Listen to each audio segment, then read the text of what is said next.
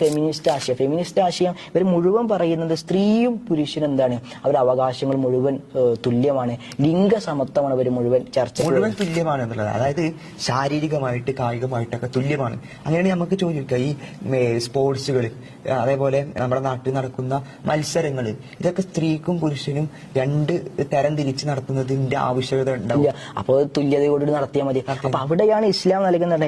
പുരുഷനും സ്ത്രീയും സമത്വമല്ല നൽകുന്നത്, അവരുടെ പ്രകൃതിക്ക് അനുസരിച്ച രൂപത്തിൽ എന്ത് ചെയ്തു അവരുടെ നീതിക്കും അവരുടെ പ്രകൃതിക്ക് അനുസരിച്ച ബാധ്യതകളും അവകാശങ്ങളും നീതിയെ വകവെച്ചു കൊടുക്കുക എന്നതാണ് ഇസ്ലാം ഈ രൂപത്തിൽ കാഴ്ചപ്പാട് സ്വീകരിക്കുന്നത്.